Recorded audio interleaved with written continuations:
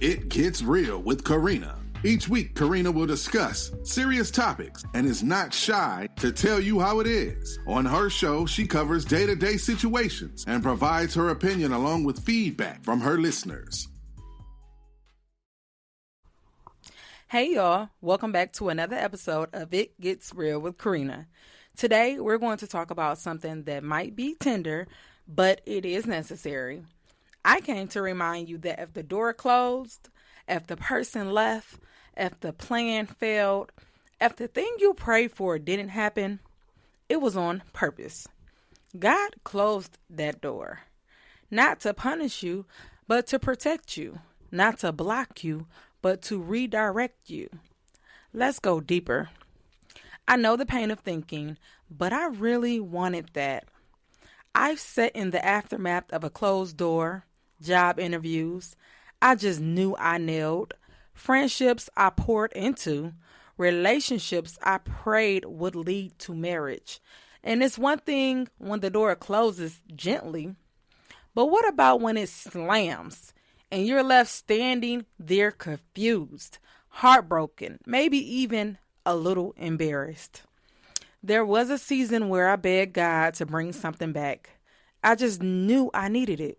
And y'all, when I look back now, I don't even recognize the version of me that was trying to survive that situation. God didn't just close that door. He locked it, threw away the key, and rescued me.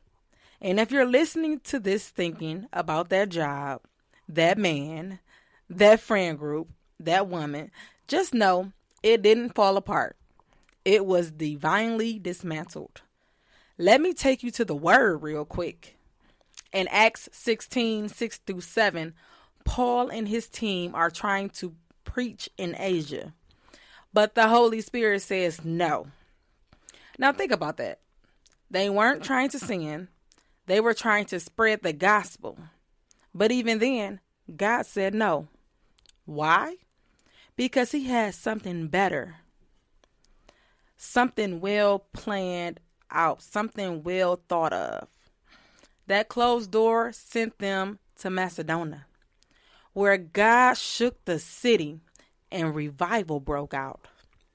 Some of us are asking for permission to go backwards, and God is trying to position us to walk in purpose. And let's not forget Isaiah 55, 8-9. My thoughts are not your thoughts, neither are your ways my ways, declares the Lord. You thought it would bring you joy. God knew it would drain your soul. You thought it was a blessing. God knew it was a setup.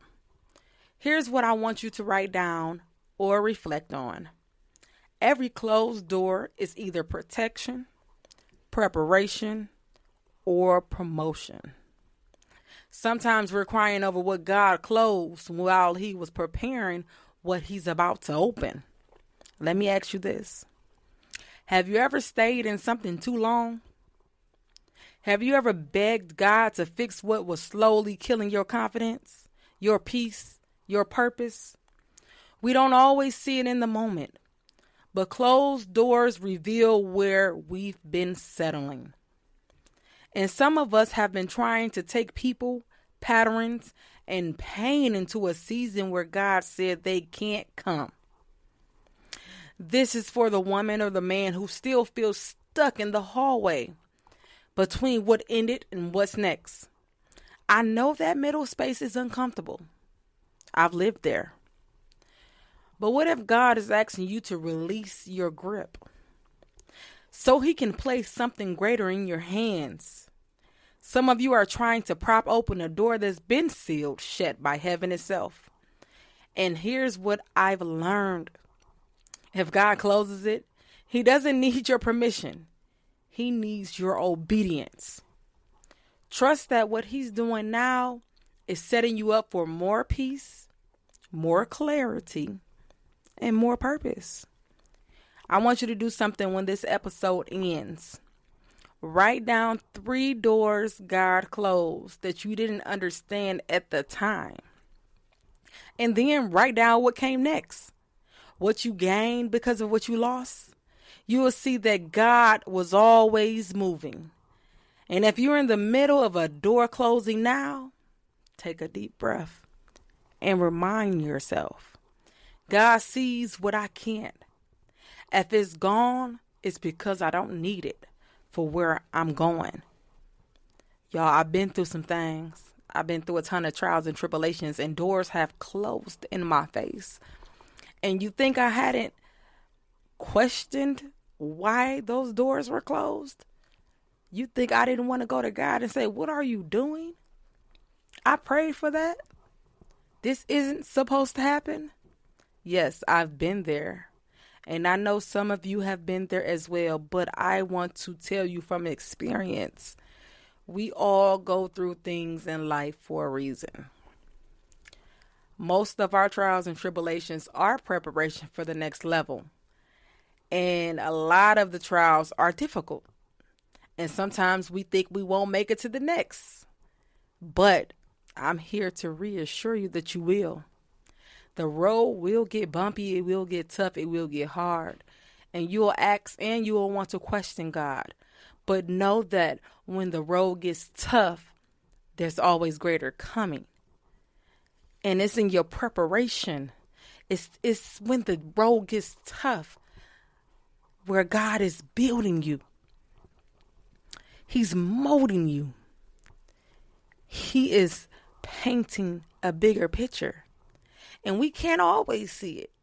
And other people can't always see it. But God works in the dark. He works when we're sleeping. He works when we don't even know what's going on or what's going to happen next. He's working. If it's a job where the door has closed, just know that it's greater on the end. Your purpose is bigger than that job. Your purpose is bigger than wherever you are in that moment. Sometimes we don't want to elevate because we're so comfortable. Being comfortable is a place that can keep you stagnant. It can keep you stuck. And no one likes being stuck. We all want to elevate, right? We all want to grow. We all want to be on top. You can't tell me you don't. And we all want to be able to create tables for ourselves and our children. I don't want my children to start from scratch. So each and every day I get up to make sure that they don't. And does it get hard? Yes, it does. But the tougher it is, I'm here to tell you the bigger the blessing is. Sometimes I look back and I be like, wow, I remember when I was crying. I remember when I was upset. I remember when I was thinking, God, why me? Why me? But God is saying, why not you? You hold the key to your destiny. God is just guiding you through. But you got the key. He's giving you the key to the city. He's giving you the key to be elevated, to be on top. But are you ready to open the new door he has built for you? You won't be ready until you learn the lesson in your now. You can't stay stuck in the struggle.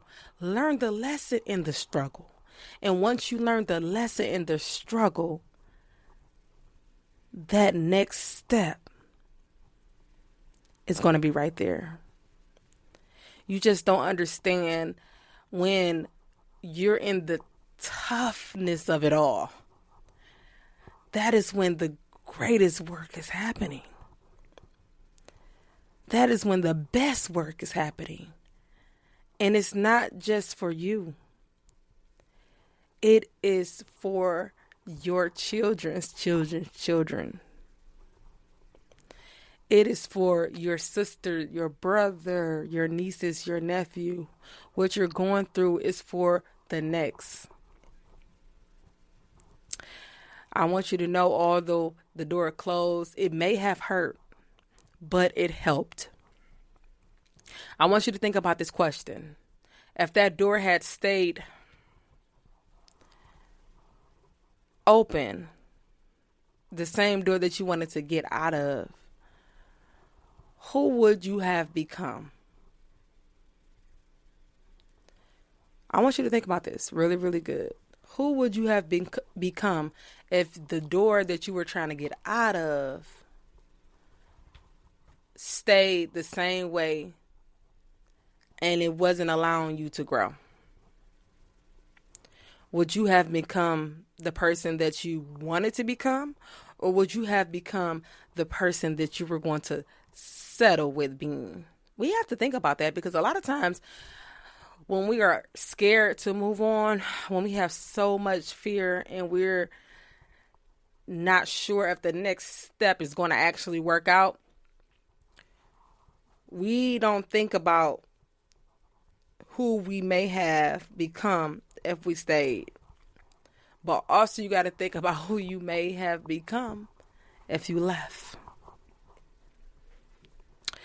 If you decided to take the leap of faith. Because a lot of times when you stay in stagnant places, you got to try to stay small. I want you to ask yourself, would you have stayed small to fit in? Would you have continued betraying yourself just to keep the peace? Would you still be attached to something that fed your insecurities more than your identity? Wow, this is personal. This is personal for me, y'all.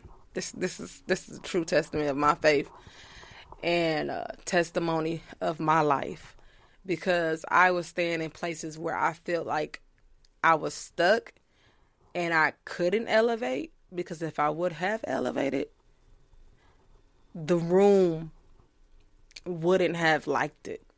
And I shouldn't have cared about what the room liked it. I should have cared about what my growth liked and what my growth would consist of. At that time, I didn't know how to grow.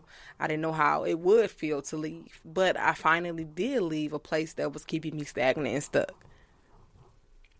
I had to realize some closed doors broke my heart, but it saved my life. And just because it was familiar doesn't mean it was faithful to where God was taking me.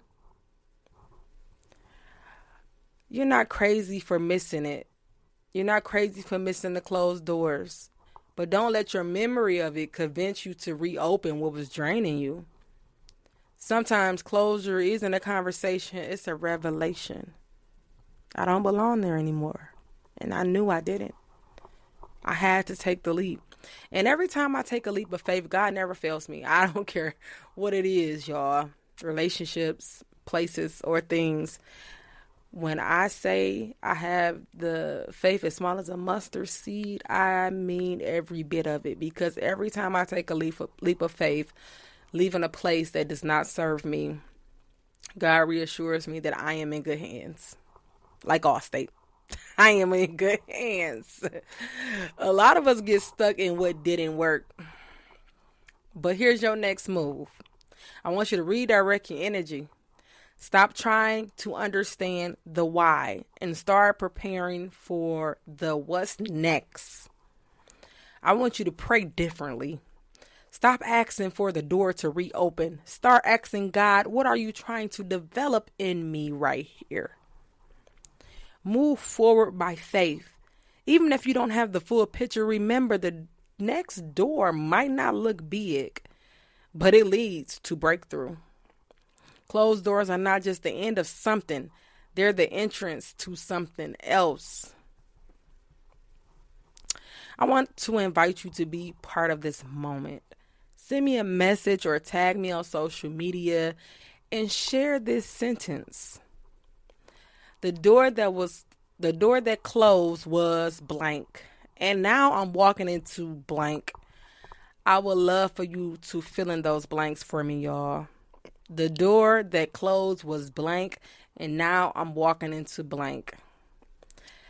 You need an example? The door that closed was my situation with someone who never saw me. And now I'm walking into wholeness and clarity. I'd love to read some of these on the next episode. Let's start healing in community, not in isolation. I do not want you guys to heal by yourself. We're a family. I want us to be a close-knit family. I want you to share what you're going through as I share what I'm going through and as I share how I'm working through what I'm going through. And I hope that I can help you in some instances. I hope these episodes are helping you guys grow in different areas of your life, giving you the encouragement, the conviction, and the healing that you need. Here's your reminder. That door didn't close because you weren't enough. It closed because God is enough. And when he closes one door, he opens another. One that leads to peace, purpose, and provision. Don't fight to reopen what God has freed you from. Thank you so much for tuning in to another episode of It Gets Real with Carenna. If this spoke to you, send it to a sister or a brother who's been grieving a goodbye. I love y'all. I'm rooting for you, and I'll love to see you in the next one. Stay real, stay rooted, and trust the one who hold the keys. It gets real, but it gets better. Talk to you on the next episode.